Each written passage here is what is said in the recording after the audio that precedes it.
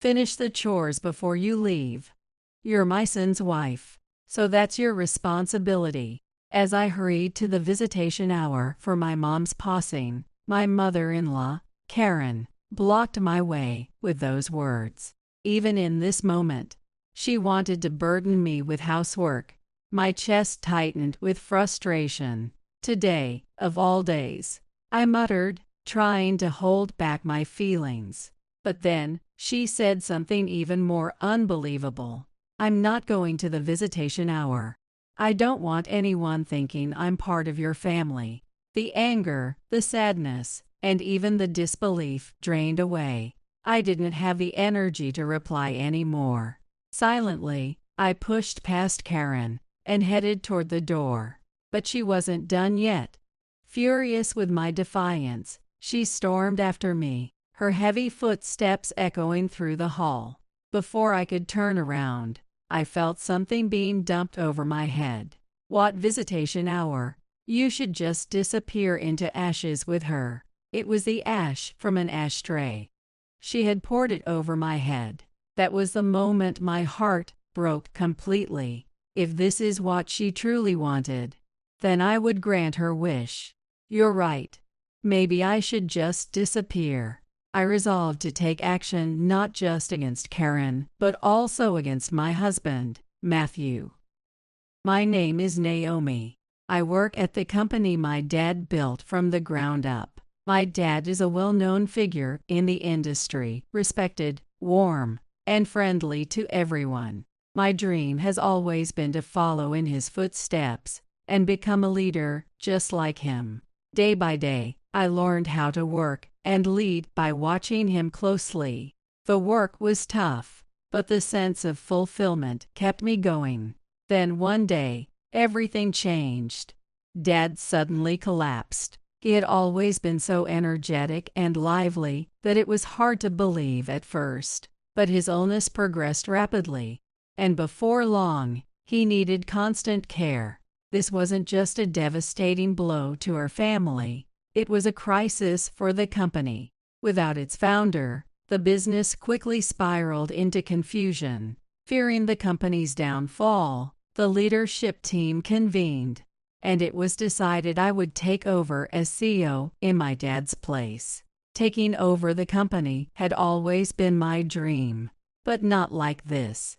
Honestly, I felt nothing but fear and anxiety.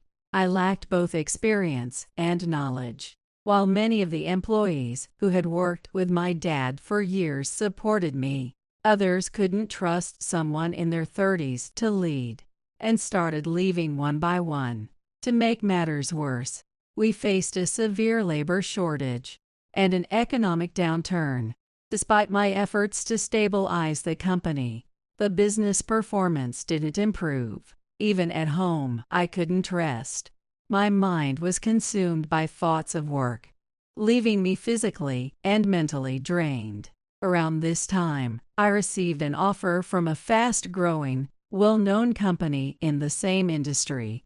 They wanted to provide financial support. I couldn't help but wonder why a small company like ours caught their attention. It felt suspicious, like there was some hidden agenda. Still, my desire to protect the company my dad had built outweighed my doubts. Most importantly, I wanted to secure the livelihoods of the employees who had stood by me. So I decided to accept the offer. Not long after, a representative from the company that offered the funding started visiting us regularly. His name was Matthew. Matthew was a man around my age, with a polite demeanor. Whenever I felt nervous during meetings about the funding, he had a way of easing the tension with his kind nature. After meeting several times, our conversations extended beyond work, and we began sharing bits of our personal lives. It had been so long since I had spoken with someone so openly. At first, it felt strange, but his approachable nature gradually melted my defenses. "You seem really busy lately. Are you taking care of yourself?" he asked. It had been ages since someone had shown me kindness like that. His words struck a chord deep within me. Before I knew it, His warmth began to occupy a significant space in my heart. His dedication to his work inspired me, and I found myself looking forward to the time we spent together. Naturally, our relationship evolved into something more, and soon after, we celebrated our long-awaited wedding. It was shortly after we got married that he suggested we move in with his mother. Matthew had lost his father at a young age, and he explained, "I can't leave Mom alone." I had heard about his family and understood his commitment to his mother, so I agreed to live with her. But living with his mom, Karen, was the start of a challenging chapter in my life. Karen didn't approve of how much time I spent away from home for work. Every time we saw each other, she would make snide remarks. "Is it okay to neglect your family like this? I'm sorry. Work has been hectic. Once things settle down, I'll try to come home earlier. What's the point? You don't even help with anything around the house when you're here." Each word felt like a stab, but all I could say was, "I'm sorry." Karen's cold gaze made me feel unwelcome in my own home. On top of that, Matthew had become distant since our marriage. At first, I thought it was just his busy schedule, but over time, he stopped responding to me altogether. "Hey, do you have some time tonight? Maybe we can grab dinner together," I suggested. "Dinner sounds fine, but before that, can you start paying more attention to how you look?" "What do you mean?" I asked, puzzled. "You've put on weight lately. You used to be slim and gorgeous before we got married. Now it's like I married someone else. This is marriage fraud." Marriage fraud. That cold, cutting remark pierced my heart. After that, every time I tried to bring something up, he would deflect by commenting on my weight. Each remark chipped away at me a little more. Matthew had always been close to his mom, often saying, "I can never repay my mom for everything she's done for me." While appreciating his devotion to his mother was one thing, their relationship went beyond normal bounds. He had never truly separated himself from Karen, and Karen seemed unwilling to let go of him. As a mama's boy, Matthew constantly compared me to his mom, always finding ways to criticize me. "If it were my mom, she would have done this differently," he would say, putting Karen on a pedestal and tearing me down. I felt like I was becoming more and more isolated between the two of them. As my relationship with her worsened, Matthew's attitude toward me also grew harsher. It seemed like he was upset that I couldn't get along with Karen. Almost every day, he criticized my approach to housework and my dedication to my work. Matthew started boasting like he was already the CEO, constantly saying things like, "I'm respected by the CEO. Pretty soon, I'll be running this company. Trust me, follow my lead, and you'll have an easier life." I wasn't sure how serious he was, but it just sounded like empty boasting to me.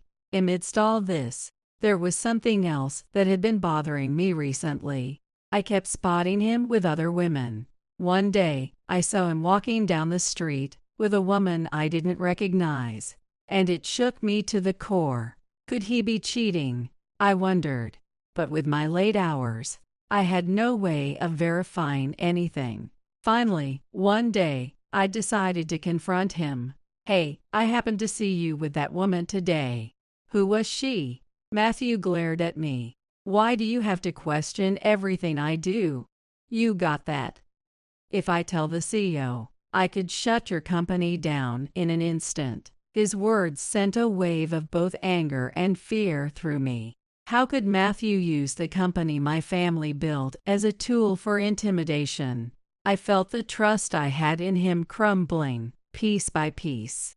But my troubles weren't just with him. Karen's treatment of me was just as bad. Karen did absolutely nothing around the house.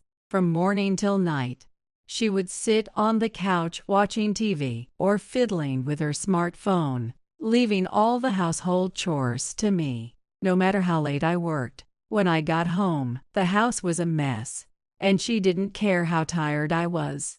She'd order me to clean the house as soon as I walked in. Of course, I understood that housework was part of my responsibilities, but I resented being scolded by Karen, who did nothing all day. Still, I couldn't say anything.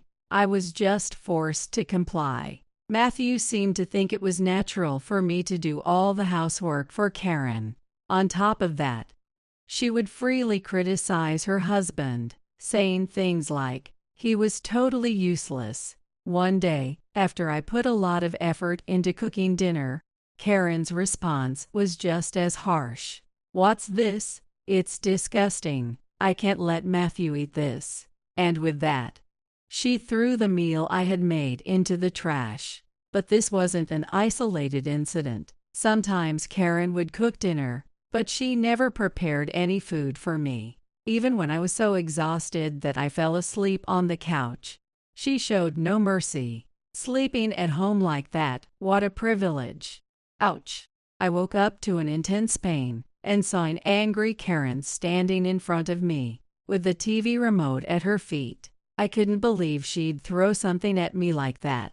At that point, I couldn't stand living this way anymore. I decided I had to ask Matthew to move out of the house. "Matthew, please, I can't keep living with Karen. I just can't." "What? You've got a problem with my mom." "It's not that. I just need some time for myself." "You're telling me you can't take care of my mom?" Before I could say anything else, Matthew hit me across the face. "You just keep quiet and do what I say. What me and Mom tell you to do." At first, I was so shocked I didn't know how to respond. But after that, whenever something didn't go his way, he started using violence. The feeling of being cornered only grew stronger with each passing day. Then one day, I received a call from the police. "Your mom has been in an accident." The calm voice on the other end of the phone sounded distant, as if from another world. I could only hold the receiver tightly, in stunned silence. When Dad fell ill, Mom had taken on the responsibility of caring for him, saying, "Protect Dad's precious company." She had done everything herself, but with Dad's income gone, things had become tight, and apparently, Mom had secretly taken a part-time job to avoid burdening me. She worked late into the night, would grab short naps whenever she could, and then go back to caring for Dad. How much had she suffered? How much pain had she been in? I never realized how much she was struggling. I was so focused on work that I couldn't even see it. "Please, at least let me go home for a few days."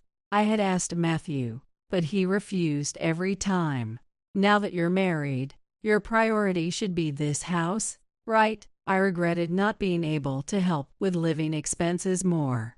If I'd paid attention to Mom's struggles earlier, things might not have turned out like this. Mom had fallen asleep at the wheel because of exhaustion and caused the accident. I rushed to the hospital, but it was too late. I was led not to her room, but to the morgue. "Mom, I'm so sorry. I couldn't do anything for you." As I spoke, my chest tightened more and more with each word. Even though Matthew and Karen opposed me, I couldn't help but think that if I had gone back sooner, I could have been more of a help. I kept speaking to Mom, even though I knew she would never answer again. Afterwards, I stepped in to handle Mom's funeral arrangements, taking Dad's place since he couldn't move. Of course, Matthew and Karen didn't help. I was so busy, I felt like I might collapse, but I managed to hold on. On the day of the visitation, I was about to leave the house to go to Mom. That's when Karen called out to stop me. "Do the housework first. You're Matthew's wife, so it's your responsibility, right? The house is a mess because you've been slacking off lately." Even at a time like this, she was still trying to push housework onto me. My chest tightened in frustration. Today, of all days. Quit being pathetic. You both quit your jobs, and now you're living. Boy, how embarrassing. The insults didn't stop there. I don't want to be thought of as family, so I'm not going to the visitation. Beyond anger, sadness, and even disbelief, I was so exhausted I couldn't even muster a response. I pushed past Karen without saying a word and tried to leave the house. But apparently, my attitude didn't sit well with her. She chased after me, her footsteps loud and heavy. Before I could even turn around, something hit me on the back of the head. You think you're going to a visitation? Why don't you just disappear like ash? I could see Karen's smug grin on my face. It seemed she had thrown the ash from the ashtray onto my head. You're right, I said quietly. I'll disappear. I said nothing as I walked away, not even looking back. I could hear Karen's furious voice behind me, but I stayed silent, focusing only on moving forward. All I could think about was going to Mom.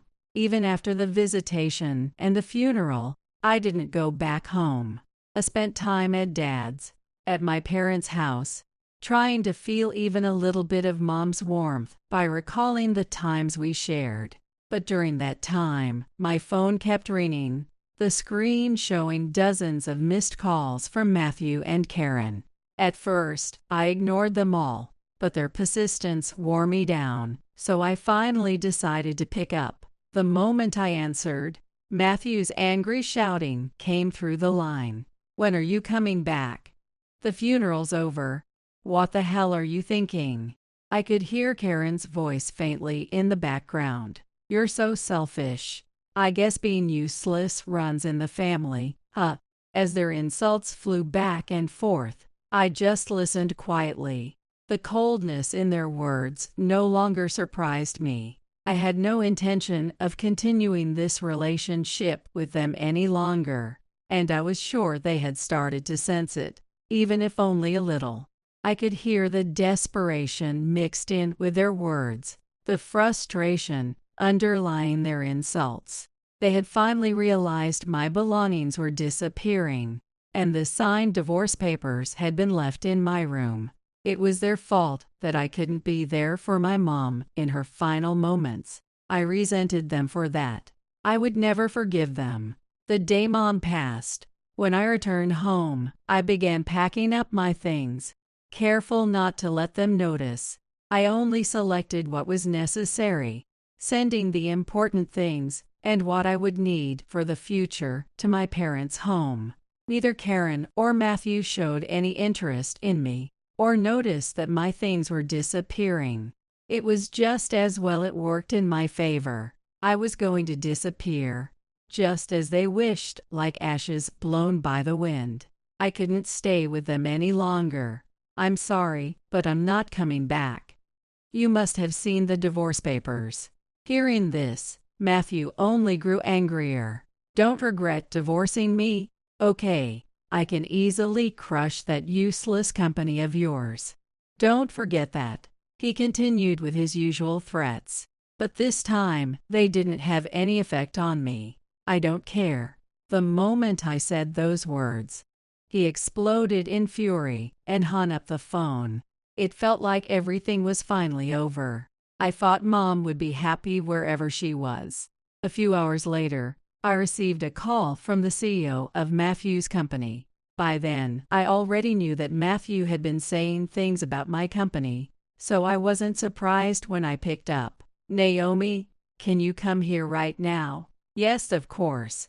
I'll be there shortly. I agreed and immediately left for Matthew's office. I took a cab to Matthew's company and was immediately escorted to the meeting room.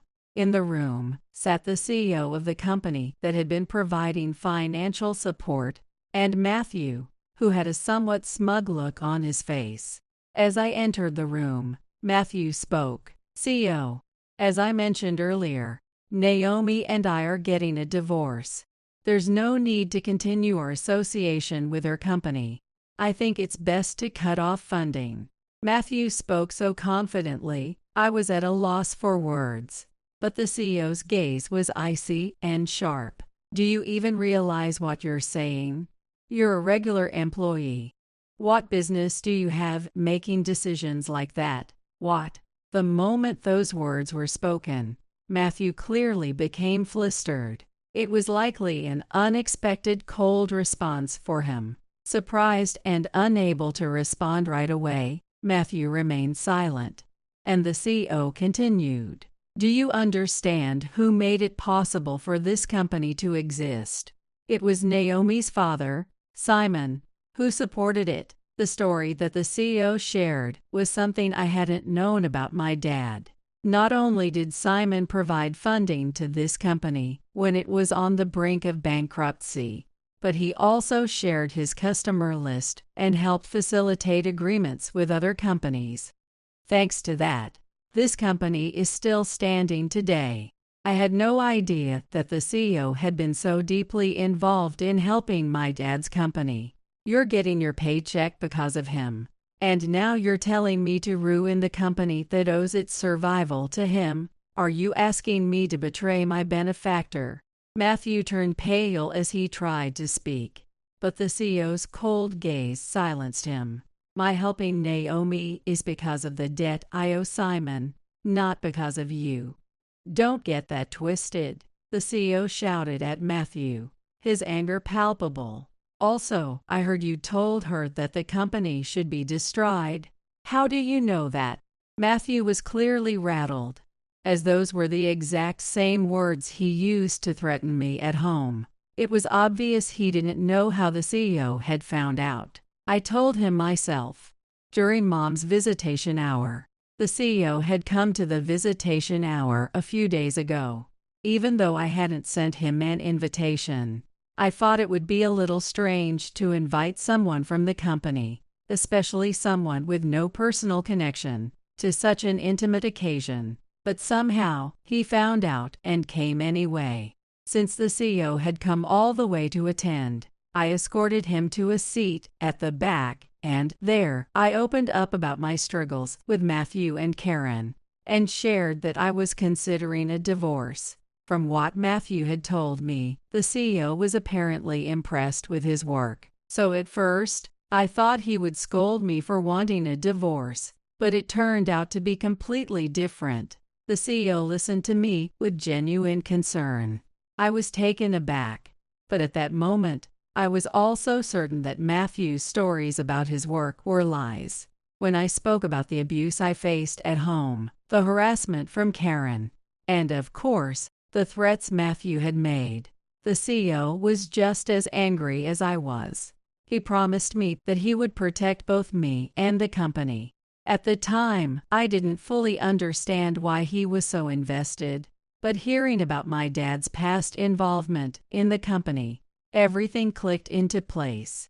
You betrayed me. Matthew, furious that I had shared details about him, clenched his fist, as though ready to strike me. I flinched, bracing myself for the pain, but just as he was about to lash out, the CEO's shout stopped him in his tracks. You're the one who betrayed her. You're the heartless one who couldn't even attend her mother's funeral, and I feel ashamed that you're even in my company. The CEO's words had a palpable impact. Matthew hung his head, his face flushed with anger, but unable to speak. Naomi, you don't have to deal with this man ever again. I'll never forget the debt I owe Simon, so rest assured. The CEO's tone softened as he spoke to me, a stark contrast to his earlier fury. Thank you. Your words bring both me and my dad some peace. As Matthew listened to the CEO's words, his face turned pale. Even so, a misguided hope still lingered in him. He believed that he was someone the CEO respected, and he naively thought that he would be forgiven, that things would just blow over. However, the CEO's words shattered Matthew's delusions without mercy. You're misunderstanding something. The reason I've been giving you work is because I couldn't ignore the reports about your laziness. I've received numerous reports about how no one knows where you are most of the time. I thought maybe you'd improve, but now I feel betrayed. Matthew tried to come up with an excuse, but he didn't give him a chance. You're being demoted. There's an opening at a branch on a remote island. You'll be going there." Matthew finally seemed to grasp the severity of his situation after hearing those words. His arrogance, which had defined him for so long, evaporated, and he fell silent, fear creeping over him. The CEO's cold, decisive judgment laid Matthew's future bare for all to see. In that moment, it was clear that he no longer had a place here. Despite the crushing reality of his situation, he continued to relentlessly contact me, as if nothing had changed. He called and sent messages, pleading, "Can we try again? I won't let you divorce me that easily." But no amount of begging could sway me. Just hearing his voice brought back too many painful memories, and I couldn't bring myself to respond. Eventually, his persistence pushed me to hire a lawyer and pursue a divorce in court. I knew I had to put an end to his interference in my life for good. As the case progressed, more of his wrongdoings came to light, and the court's rulings increasingly favored me. It turned out he had been having an affair with a woman named Megan, and the evidence my private investigator uncovered was overwhelming. Her involvement sealed the deal, and when the court ruled that I could claim compensation, I felt a wave of relief wash over me. It was the end of that cold, heartless relationship. After the divorce, Matthew turned to Megan, but it seemed that she wasn't interested in him as he had hoped. I had seen her a few times. She was a young woman, likely in her mid-20s, with a lively, glamorous presence. I had sensed that Matthew was infatuated with her back then. However, Megan had done her research on Matthew and had no patience for his infidelity. She had quickly grown tired of him, and despite his desperate attempts, she had no intention of becoming his partner. After all, no one wanted to be involved with a man who had been demoted at work and was about to be sent to a remote island. Matthew then proposed to Megan, but she walked away without even responding. It seemed that he had been proposing to any woman he could find, but his desperate pleas only repelled them. When I heard that he had quit his job because he didn't want to be separated from Karen on the island, I simply thought, I knew it. His mama's boy complex was beyond repair. As time passed, he continued to live beyond his means, accumulating more debt. He had been lavish with women, throwing money around carelessly, but soon the bills began to pile up. Karen, as always, refused to work, and now that Matthew's salary had stopped, they were struggling to pay even the remaining balance on their mortgage. He looked for another job, but nothing seemed to work out. Bills and collection notices flooded in, and he found himself unable to keep up with payments. In the end, he was forced to file for bankruptcy. With nothing left, Matthew had to leave their house and move into a rundown apartment with Karen. Soon, the apartment became a mess. Karen, who had never lifted a finger to clean, now left the place in utter disarray. The stench of garbage filled the air, and complaints from neighbors came frequently. Every time I heard complaints from the neighbors, I couldn't help but think to myself, this is just karma. Karen, who had always left all the housework and cleaning to me, now refused to clean up after herself and was holed up in her room. It felt like karma had finally caught up with her. Then I heard that she had developed dementia and depression from her isolation. With no one left to support her, she became irritable and uncontrollable, to the point where even Matthew couldn't handle her. Matthew was no longer the man I once knew. Instead of taking care of her, he seemed to vanish from the house more and more, leaving me to deal with everything on my own. When I found out that they had to force Karen into psychiatric care, I couldn't help but feel a quiet sense of satisfaction deep inside. And then, when I heard that Matthew had finally found a job in cleaning services, but was being treated poorly by everyone around him, Unable to fit in, I felt a subtle but growing sense of satisfaction. The man who used to look down on others was now the one silently picking up trash, enduring the gossip of his coworkers. To see the people who had once belittled me, pushed me around, and used me, now struggling, was utterly gratifying. On top of that, my business was gradually getting back on track. What had once barely survived thanks to outside funding was now standing on its own 2 feet, gaining momentum. Word spread through the industry about how my company had overcome its crisis, and soon young people started joining, eager to work under my leadership. I was beginning to be seen as the young CEO who had revived the company. And though I was a little embarrassed, I couldn't help but feel a sense of pride. Meanwhile, Dad, thanks to the relentless care and treatment, was slowly recovering. Though his muscles had weakened from his long time in bed, thanks to Mom's constant physical therapy, he was starting to walk again, little by little. One day, as I was heading out of the office, I spotted Matthew waiting outside. Confusion and shock mixed inside me as he suddenly saw me and rushed over, begging, "Naomi, please, take care of me. I'm begging you. Help me out." I looked down at him, but no words came to me. Without saying a thing, I turned and walked away, leaving him there. Since then, I've had no idea where he is or what he's doing. All I know is that I'm living my life.